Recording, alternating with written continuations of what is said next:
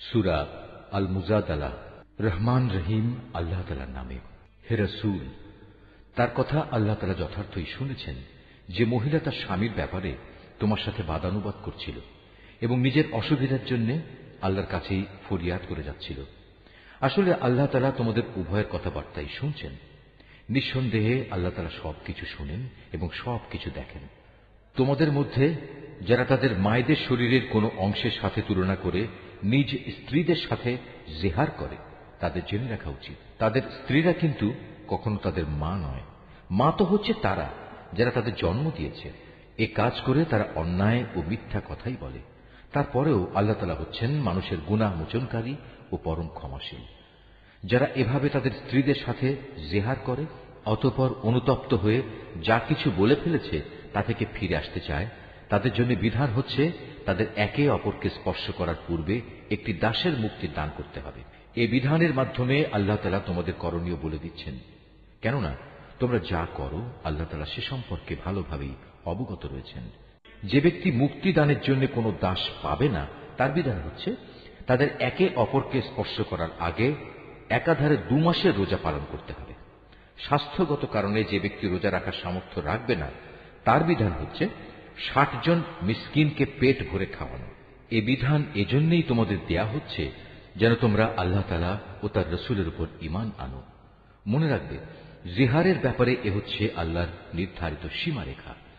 যারা এই সীমা অস্বীকার করে তাদের জন্য রয়েছে মর্মন্তুদ শাস্তি। যারা আল্লাহ তাআলা ও তার রাসূলের বিরুদ্ধাচরণ করে তাদের তেমনি ভাবে অপদস্থ করা হবে যেমনি করে তাদের আগে বিদ্রোহী লোকদের অপদস্থ করা হয়েছিল। আমি তো আমার সুস্পষ্ট আয়াত নাজিল করে দিয়েছি।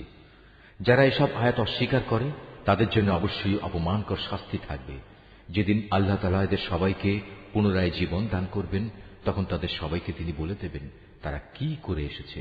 আল্লাহ তাআলা সে কর্মকাণ্ডের পুঙ্খানুপুঙ্খ হিসাব রেখেছেন, অথচ তারা নিজেরা সে কথা ভুলে গেছে। সেদিন আল্লাহ তাআলা নিজেই তাদের সব কয়টি কাজের সাক্ষ্য প্রদান করবেন। তুমি কি কখনো এটা অনুধাবন করো না যে আসমান সমূহ ও জমিনে যা কিছু আছে আল্লাহ তাআলা তা সবই জানেন? কখনো এমন হয় না যে 3 ব্যক্তির মধ্যে কোনো গোপন সলা পরামর্শ হয় এবং সেখানে চতুর্থ হিসেবে আল্লাহ তাআলা উপস্থিত থাকেন না, এবং 5 জনের মধ্যে কোনো গোপন পরামর্শ হয় না যেখানে ষষ্ঠ হিসেবে তিনি থাকেন না। এ সলা পরামর্শকারীদের সংখ্যা তার চাইতে কম হোক কিংবা বেশি, তারা যেখানেই থাক না কেন আল্লাহ তাআলা সব সময়ই তাদের সাথে আছেন। অতঃপর কিয়ামতের দিন আল্লাহ তাআলা তাদের সবাইকে বলে দেবেন তারা কি কাজ করে এসেছে। আল্লাহ তাআলা সর্ববিষয়ে সম্মুখ অবগত রয়েছেন। তুমি কি তাদের লক্ষ্য করনি যাদের আল্লাহ তাআলা ও তার রাসূল সম্পর্কে কোনো গোপন কানাঘুষা করতে নিষেধ করা হয়েছিল, কিন্তু তারা ঠিক তারই পুনরাবৃত্তি করল যা করতে তাদের বারণ করা হয়েছিল। তারা একে অপরের সাথে সুস্পষ্ট গুনাহের কাজ মাত্রাতিরিক্ত বাড়াবাড়ি ও রাসূলের নাফরমানির ব্যাপারে কানাঘুষা করতে লাগল। অথচ এরা যখন তোমার সামনে আসে তখন তোমাকে এমন ভাবে অভিবাদন জানায় যা দিয়ে আল্লাহ তাআলাও তোমাকে অভিবাদন জানান না। আর এসব প্রতারণার সময় ওরা মনে মনে বলে, আমরা যা বলছি তার জন্য আল্লাহ তাআলা আমাদের কোনো প্রকার শাস্তি দিচ্ছেন না কেন? তুমি তাদের বলো, জাহান্নামই তাদের শাস্তির জন্যই যথেষ্ট। তার আগুনে পুড়ে তারা দগ্ধ হবে। কত নিকৃষ্ট হবে সেই বাসস্থান। হে ঈমানদার ব্যক্তিরা, তোমরা যখন একে অপরের সাথে গোপনে কোনো কথা বলো তখন কখনো কোনো পাপাচার, সীমালঙ্ঘন ও রাসূলের বিরোধিতা সম্পর্কিত কথা বলো না, বরং গোপনে কিছু বলতে গেলে সেখানে একে অপরকে ভালো কাজ ও আল্লাহকে ভয় করার কথাই বলো।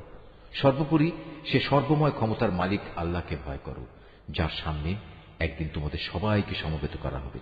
আসলে এদের গোপন সলা পরামর্শ তো হচ্ছে একটা শয়তানি প্ররোচনা, যার একমাত্র উদ্দেশ্য হচ্ছে ঈমানদার লোকদের কষ্ট দেয়া, অথচ এরা জানে না আল্লাহ তাআলার ইচ্ছা ব্যতি রেখে তারা ঈমানদারদের বিন্দু মাত্র কোনো ক্ষতি সাধন করতে পারবে না। তাই ঈমানদারদের উচিত হামেশা আল্লাহর উপরই নির্ভর করা। হে ঈমানদার ব্যক্তিরা, যখন মজলিস সমূহে একটু নড়ে চড়ে জায়গা প্রশস্ত করে দিতে তোমাদের বলা হয় তখন তোমরা জায়গা প্রশস্ত করে দিও।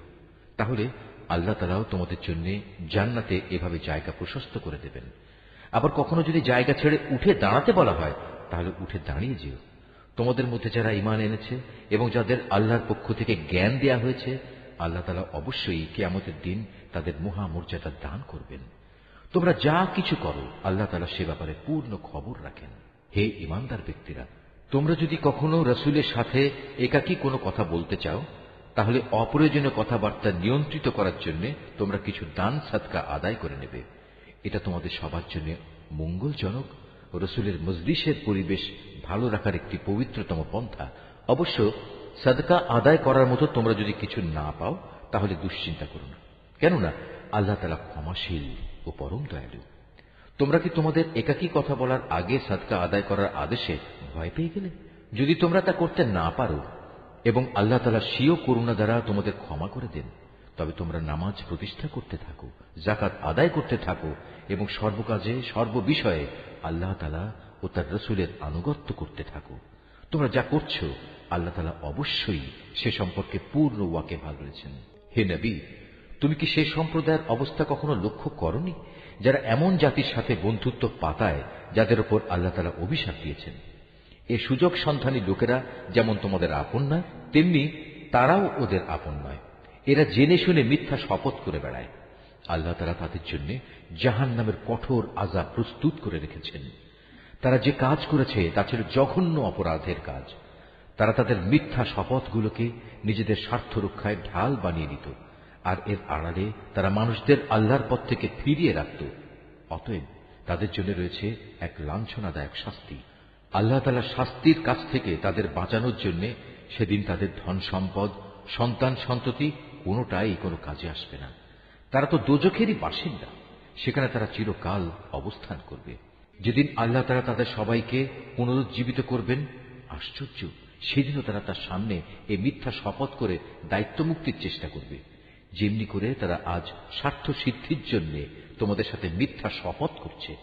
তারা ভাববে দুনিয়ার মতো সেখানেও বুঝি এর মাধ্যমে কিছু উপকার পাওয়া যাবে। হে রাসূল, তুমি এদের থেকে সাবধান থেকো, এরা মিথ্যাচারী। আসলে শয়তান এদের উপর পুরোপুরি প্রভাব বিস্তার করে নিয়েছে। শয়তান এদের আল্লাহর স্মরণ সম্পূর্ণ ভুলিয়ে দিয়েছে। এরা হচ্ছে শয়তানের দল। হে রাসূল, তুমি জেনে রেখো, শয়তানের দলের ধ্বংস অনিবার্য। যারা আল্লাহ তাআলা ও তার রাসূলের বিরুদ্ধাচরণ করে তারা অবশ্যই সেদিন চরম লাঞ্ছিতদের অন্তর্ভুক্ত হবে। আল্লাহ তাআলা তো এই সিদ্ধান্ত জানিয়ে দিয়েছেন যে আমি এবং আমার রাসূল অবশ্যই জয়ী হব। নিঃসন্দেহে আল্লাহ তাআলা শক্তিমান ও পরাক্রমশালী। হে রাসূল, আল্লাহ তাআলা ও তার রাসূলের উপর ঈমান এনেছে এমন কোন সম্প্রদায়কে তুমি কখনো পাবে না যে তারা এমন লোকদের ভালোবাসে যারা আল্লাহ তাআলা ও তার রাসূলের বিরুদ্ধাচরণ করে। যদি সে আল্লাহ বিরোধী লোকেরা তাদের পিতা, ছেলে, ভাই কিংবা নিজেদের জাতি গোত্রের লোকও হয়, তবুও নয়। এই আপোষহীন ব্যক্তিরাই হচ্ছে সেসব লোক যাদের অন্তরে আল্লাহ তাআলা ঈমানের ফয়সালা এঁকে দিয়েছেন এবং নিজস্ব গায়বী মদদ দিয়ে তিনি এই দুনিয়ায় তাদের শক্তি বৃদ্ধি করেছেন। কিয়ামতের দিন তিনি তাদের এমন এক জান্নাতে প্রবেশ করাবেন যার তলদেশ দিয়ে ঝর্ণাধারা প্রবাহিত হবে। তারা সেখানে চিরকাল থাকবে। সর্বোপরি আল্লাহ তাআলা তাদের উপর প্রসন্ন হবেন এবং তারাও সেদিন তার উপর সন্তুষ্ট হবে। এরাই হচ্ছে আল্লাহ তাআলার নিজস্ব বাহিনী। আর হ্যাঁ, আল্লাহর বাহিনী শেষতক কামিয়াব হয়।